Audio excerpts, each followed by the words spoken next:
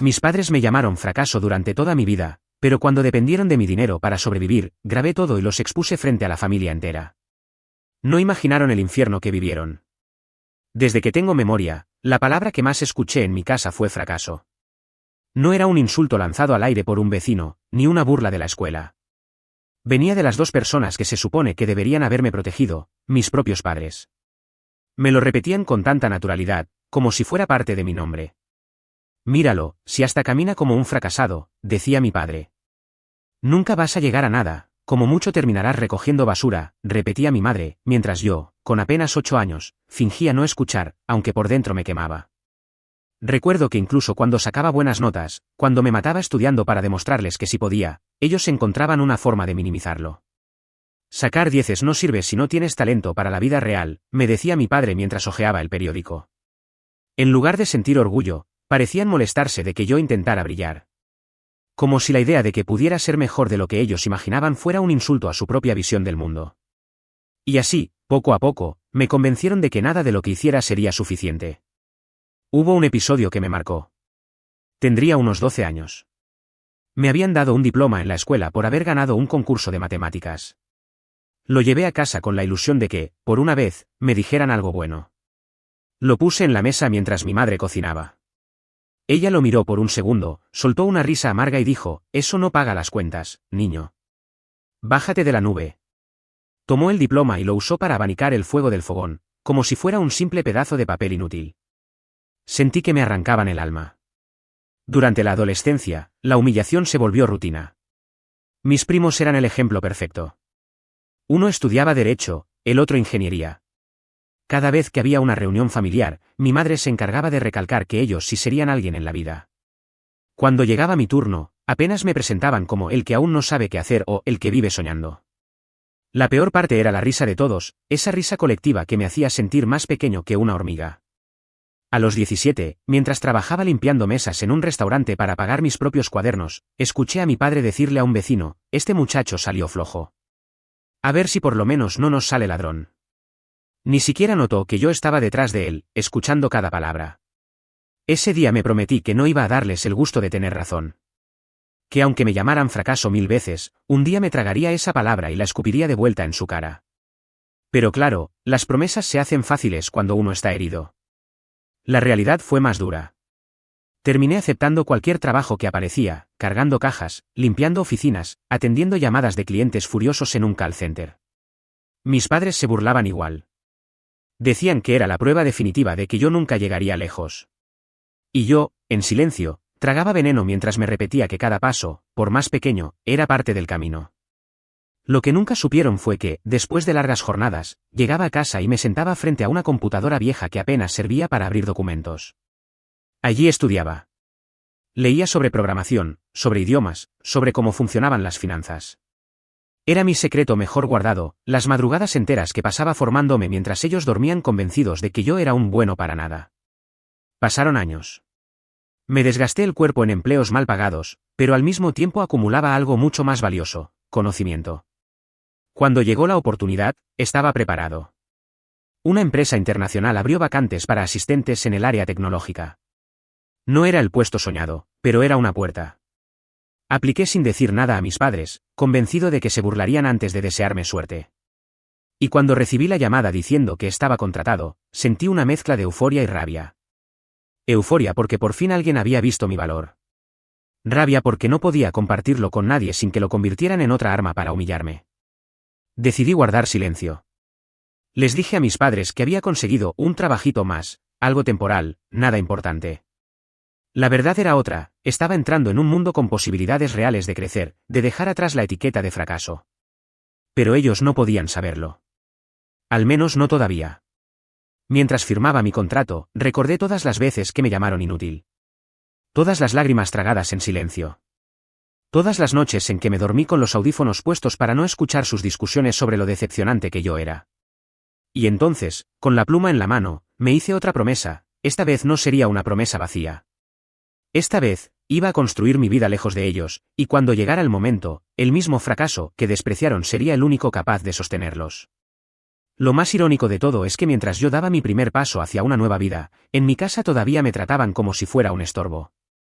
Esa misma noche, mi madre me pidió que lavara los platos, y cuando vio que estaba cansado, murmuró: «Si ni para esto sirves, ¿para qué sirves entonces?». Yo callé. Pero dentro de mí ya no era el mismo. Tenía un secreto, una victoria que ellos no imaginaban, y la certeza de que pronto el tablero iba a girar. Porque lo que mis padres nunca supieron, lo que ni en sus peores pesadillas imaginaron, fue que aquel fracasado que despreciaban había encontrado la forma de cambiar su destino. Y que algún día, cuando menos lo esperaran, la palabra fracaso dejaría de tener poder sobre mí para convertirse en el espejo en el que ellos mismos se reflejarían. Mi vida se convirtió en una obra de teatro con dos escenarios. Durante el día, era el empleado discreto que se levantaba temprano, se vestía con ropa formal y se sentaba frente a un escritorio en una oficina luminosa, rodeado de gente que me respetaba y valoraba mi esfuerzo. Durante la noche, cuando volvía a casa, me transformaba en el mismo hijo fracasado que mis padres siempre despreciaron, el que según ellos no tenía futuro y apenas servía para calentar una silla. Esa doble vida me desgastaba, pero también me daba poder. Ellos seguían creyendo que trabajaba en un empleo mediocre, que ganaba lo justo para sobrevivir, que mi lugar en el mundo era estar siempre un paso por detrás de los demás. No sabían que mi salario superaba el de muchos de mis primos ejemplares, ni que dentro de la empresa ya me miraban con ojos de alguien con potencial. Y me gustaba ese secreto. Era mi venganza silenciosa. Cada vez que mi madre me decía que probablemente moriría pobre, yo sonreía por dentro sabiendo que mi cuenta bancaria contaba otra historia. Me acostumbré a sus comentarios hirientes. En una cena familiar, por ejemplo, mi madre se jactó de que al menos mis sobrinos no terminarán como este, que apenas sabe freír un huevo. Todos rieron. Yo jugueteé con el tenedor y fingí indiferencia, pero por dentro estaba construyendo un muro. Aprendí a no esperar nada de ellos, a no buscar validación en miradas que solo devolvían desprecio. En ese momento entendí que mi silencio era más poderoso que cualquier grito. Mientras tanto, mi vida en la empresa comenzaba a despegar. Mis superiores notaban mi dedicación, mi capacidad de aprender rápido, mi forma de resolver problemas bajo presión. Cuando me quedaba horas extra, no lo hacía por obligación, sino porque quería absorber todo lo posible. Yo sabía que cada conocimiento adquirido era un ladrillo en el muro que me separaba de mi pasado. Y poco a poco, empecé a destacar. Recuerdo la primera vez que me llamaron a la oficina del gerente. Pensé que me iban a despedir. En cambio, me felicitó por el desempeño y me habló de una promoción. Salí de allí temblando, con una mezcla de miedo y orgullo. Era la validación que había esperado toda mi vida, solo que no venía de quienes yo deseaba en la infancia. Venía del mundo real. Y eso lo hacía aún más valioso. Pero no podía compartir la noticia con mis padres. ¿Para qué? Para que dijeran que seguro era un puesto de mentira o que algún día todo se derrumbaría y volvería a mi lugar de fracasado. No. Decidí callar. Cuando mi madre me preguntó cómo iba mi trabajo, respondí con indiferencia: bien, ahí vamos, sobreviviendo. Y vi en sus ojos la satisfacción de seguir creyendo que yo era menos. Eso me dolió, sí, pero también me dio una fuerza extra. Ellos nunca podrían destruir lo que no conocían. Con el tiempo, mi sueldo aumentó. Empecé a darme lujos pequeños, un teléfono nuevo, ropa de calidad, incluso me atreví a alquilar un departamento más cerca de la oficina. Pero cada vez que visitaba a mis padres, me vestía con lo más sencillo, ocultando cualquier signo de progreso. Mantenía intacta la máscara del hijo pobre, porque sabía que la verdad, tarde o temprano, se revelaría sola. Lo más duro era la convivencia diaria. Mi padre tenía la costumbre de lanzar comentarios venenosos cuando estaba de mal humor. Un hombre que no gana lo suficiente para mantener a su familia no es hombre, me dijo una noche mientras veía la televisión. Yo pensé en el bono que acababa de recibir en la empresa, un dinero que superaba lo que él había ganado en un mes en toda su vida. No respondí. Solo asentí con la cabeza. El silencio era mi arma. Dentro de mí, sin embargo, crecían dos sentimientos opuestos, orgullo y odio. Orgullo porque estaba logrando lo que ellos nunca imaginaron, porque cada paso era una victoria contra la narrativa que habían impuesto sobre mí. Odio porque, aun con todo lo que había conseguido, seguían viéndome como basura.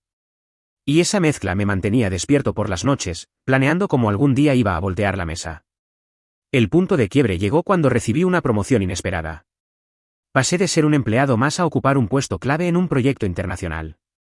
De repente, tenía a mi cargo un equipo, un sueldo mucho mayor y la posibilidad de viajar al extranjero. Era el sueño de cualquiera. Yo lo celebré solo, en silencio, encerrado en mi cuarto, porque sabía que mis padres jamás serían capaces de sentir orgullo verdadero.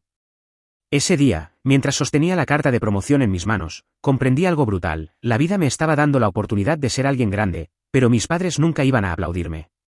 Al contrario, cuanto más creciera, más resentimiento iban a sentir.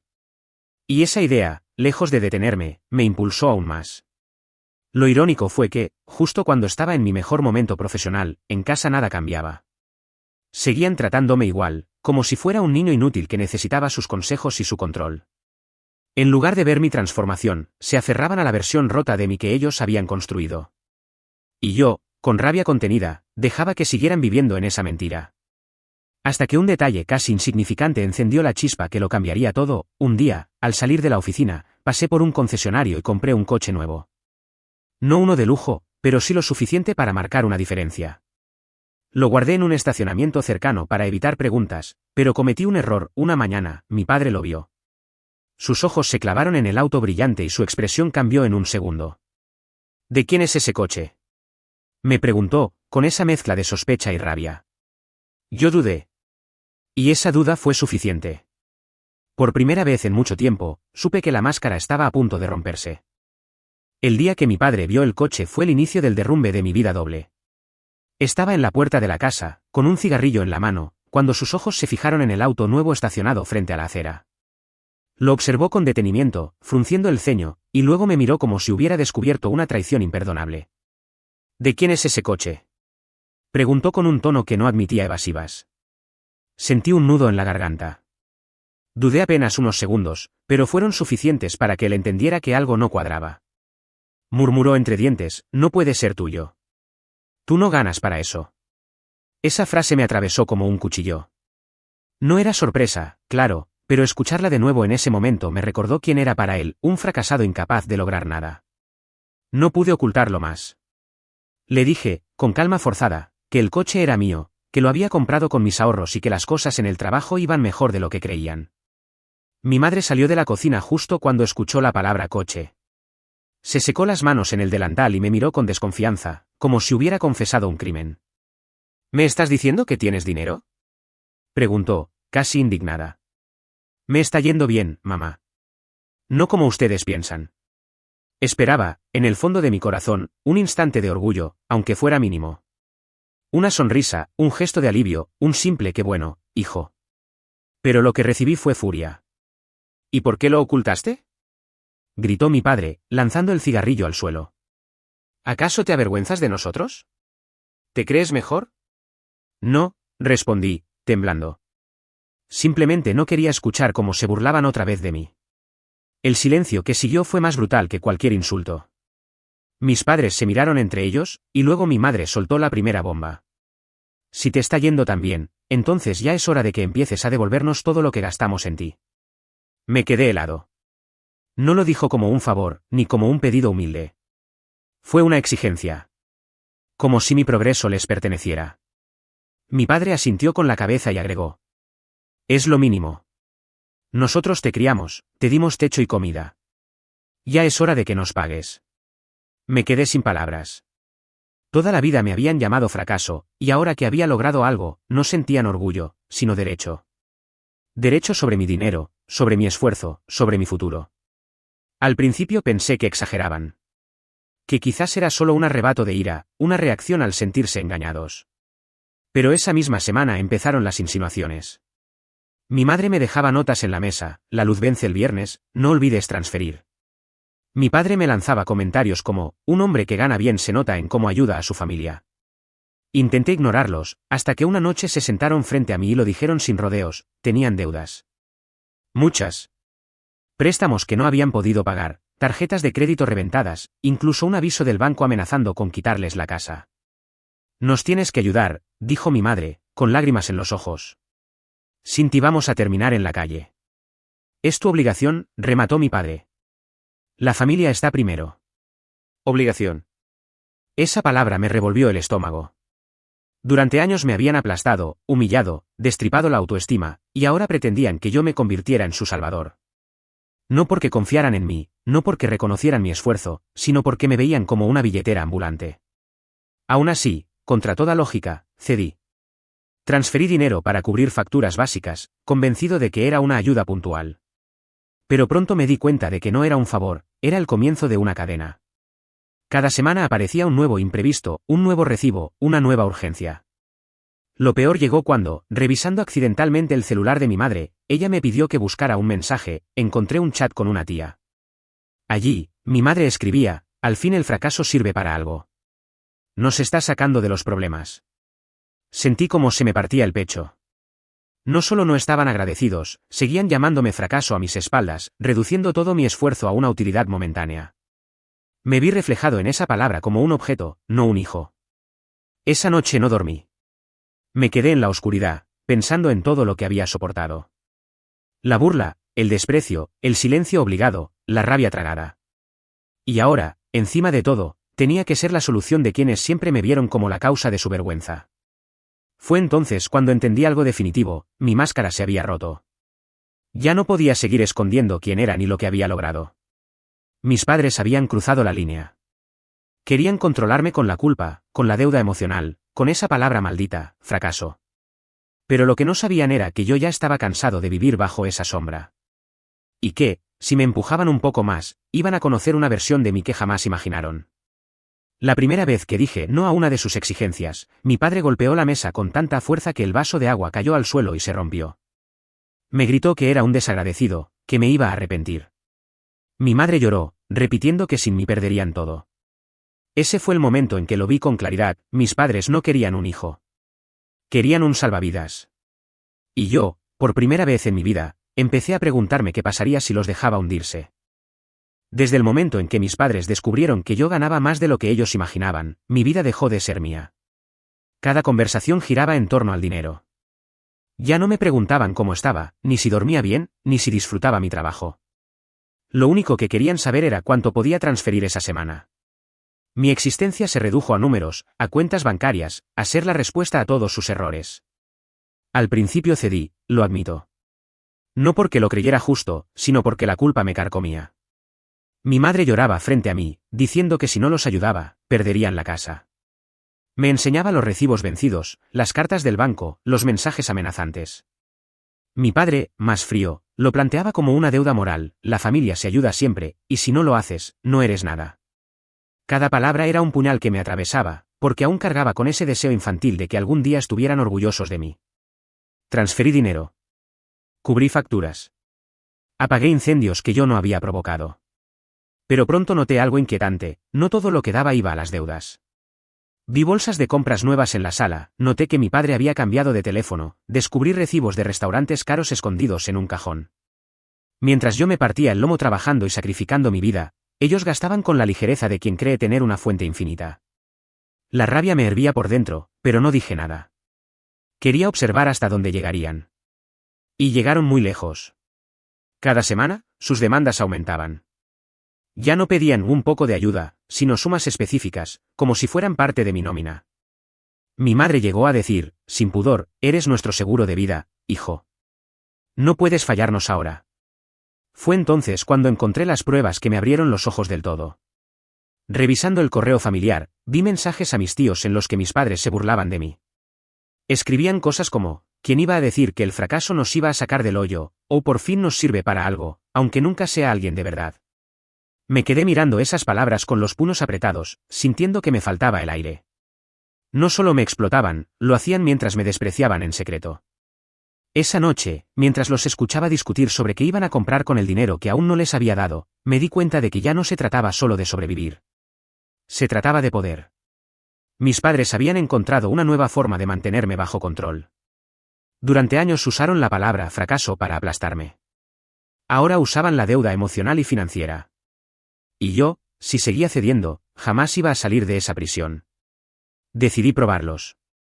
Una semana, fingí que mi salario se había retrasado y que no podía transferir nada. Quería ver su reacción. Y la vi, fue inmediata y brutal. Mi madre se tiró al sofá llorando, gritando que era un desalmado, que los quería ver en la calle. Mi padre me llamó egoísta, ingrato, me dijo que sin ellos yo no existiría. Era una escena de manipulación perfecta. Y aunque parte de mí se derrumbó al verlos así, otra parte, la más fría, tomó nota. Ellos no me querían, me necesitaban. Y esa diferencia era crucial.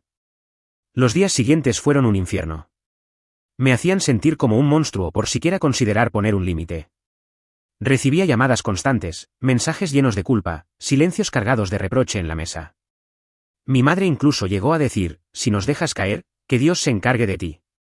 Esa frase me heló la sangre. No era un pedido, era una maldición disfrazada de súplica. Fue entonces cuando una idea empezó a germinar en mi mente. No iba a seguir siendo su cajero automático. No iba a permitir que me chuparan la vida entera mientras me llamaban fracaso a mis espaldas. Pero tampoco iba a cortar de golpe. No. Ellos habían jugado conmigo toda la vida, me habían moldeado a su conveniencia, me habían quebrado la autoestima para luego exprimir mi éxito. Si iba a liberarme, no sería de manera silenciosa. Sería con un plan. Empecé a actuar. Seguí dándoles dinero, lo suficiente para que no sospecharan nada. Los dejé acostumbrarse cada vez más a depender de mí. Mientras tanto, en secreto, invertía en mi futuro, abrí una cuenta de ahorros aparte, comencé a invertir en pequeños proyectos, incluso visité un agente inmobiliario y empecé el proceso de comprar una casa a mi nombre.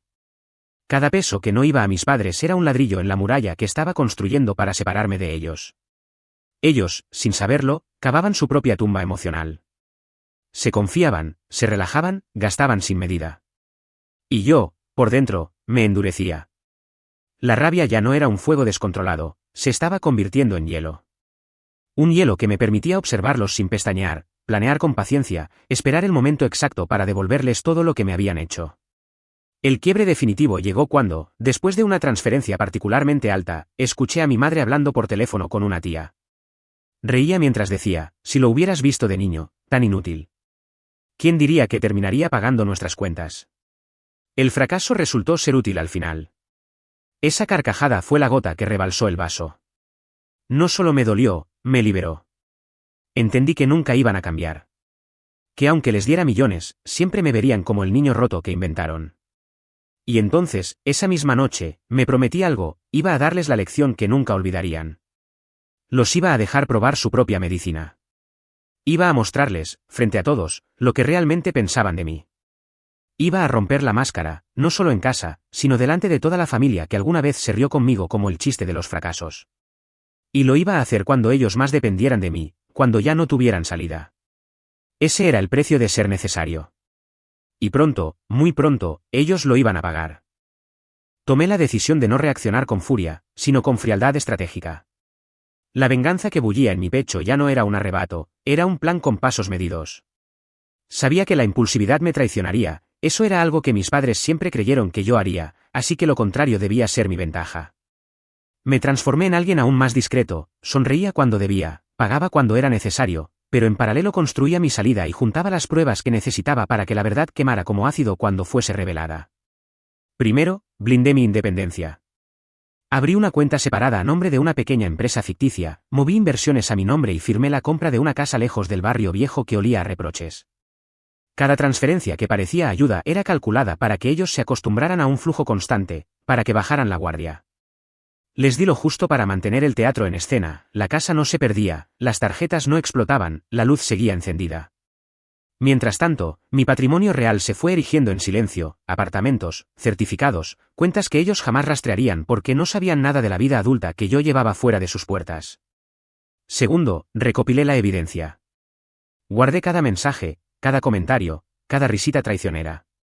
Escaneé facturas que demostraban sus gastos superfluos, guardé fotos de bolsas de tiendas caras, capturas de chats donde se burlaban de mí. También comencé a grabar, con la misma frialdad con la que ellos se habían reído de mí, las conversaciones en las que admitían su dependencia y peor aún, en las que se mofaban de mi nombre, el fracaso, nos sirve, si no fuera por él.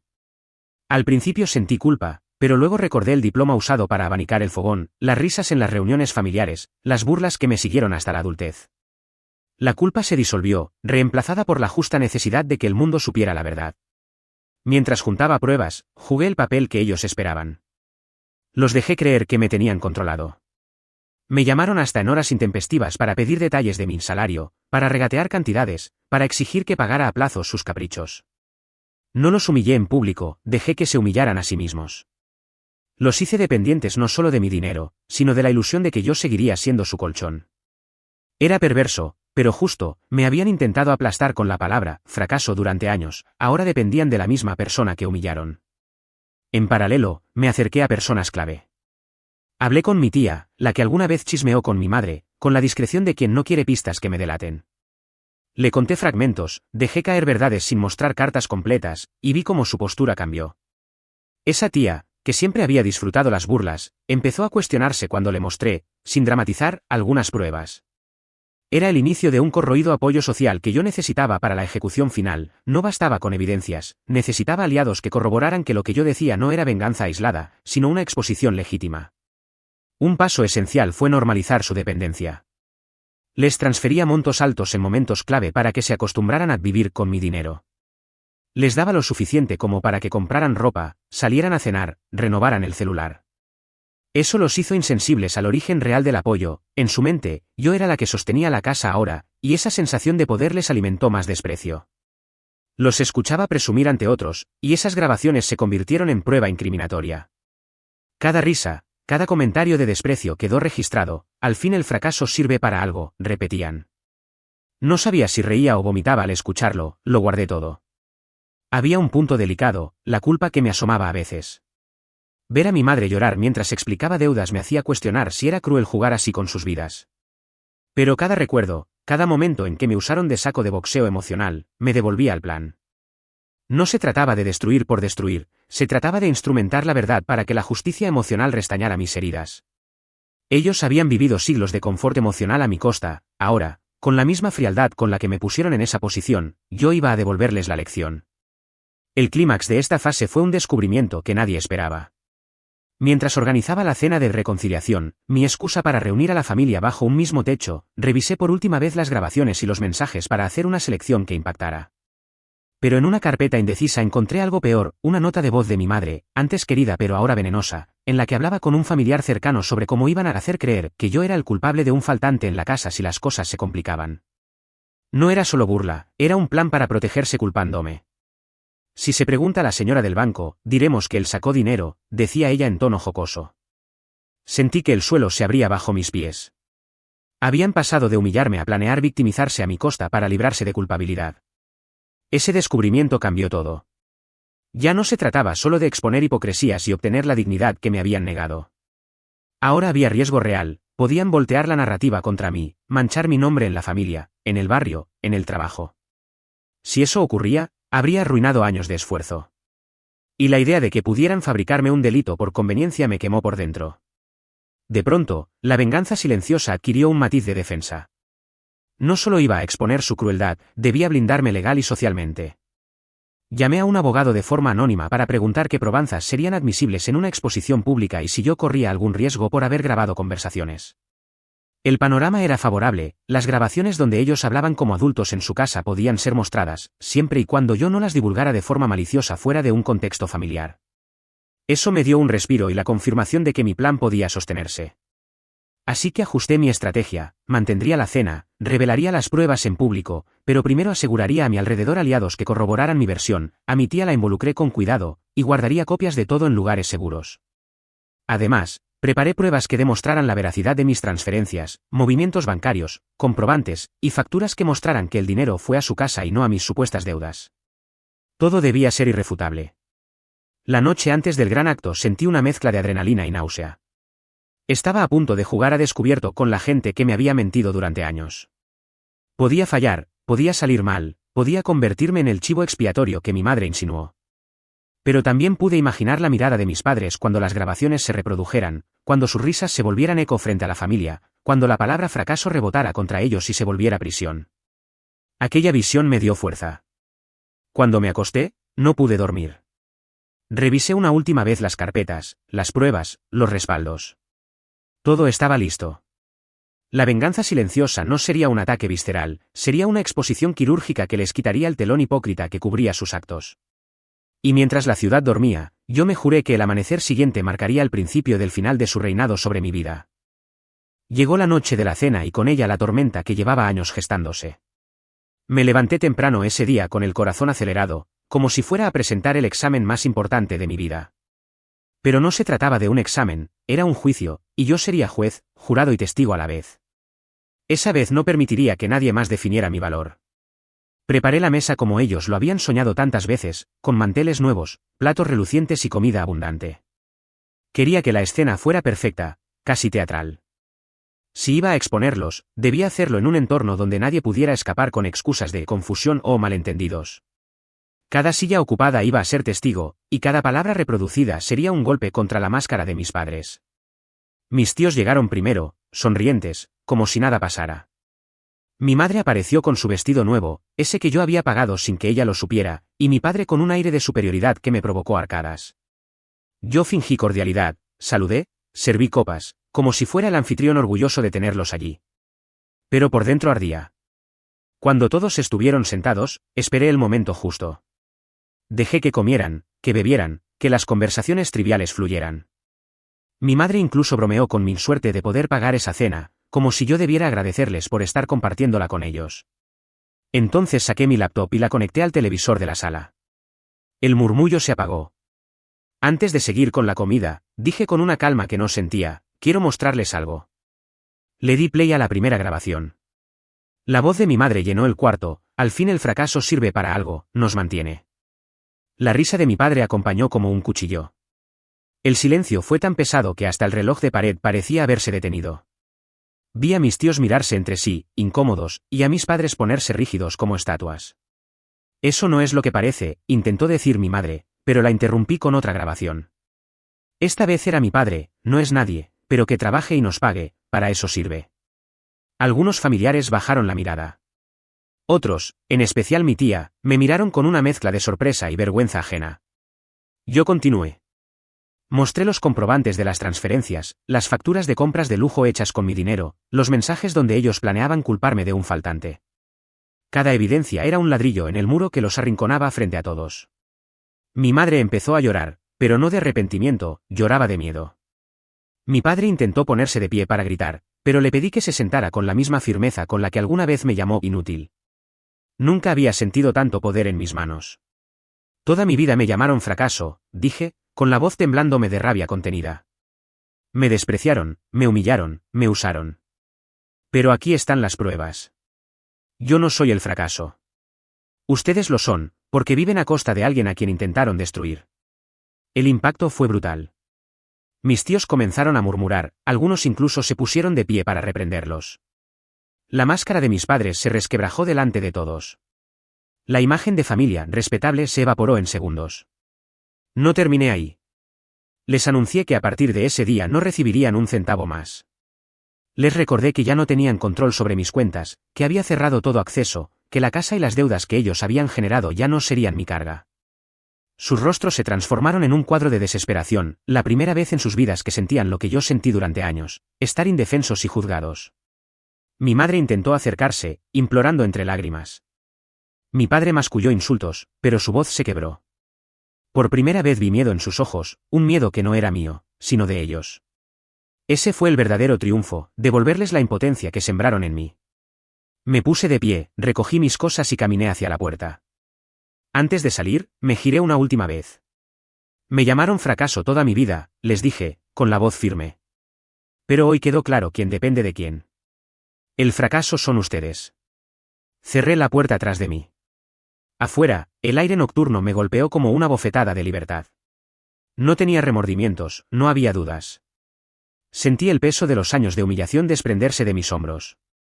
Esa noche dormí tranquilo por primera vez en décadas. Ya no era el hijo sometido, ni el adulto cargando deudas ajenas, ni el blanco de burlas. Era alguien que había expuesto la verdad y recuperado su vida. Y aunque el pasado no podía borrarse, el presente era mío. No más cadenas, no más risas a mis espaldas.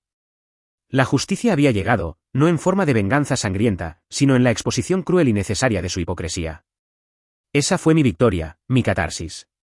Ese fue el día en que dejé de ser el fracaso.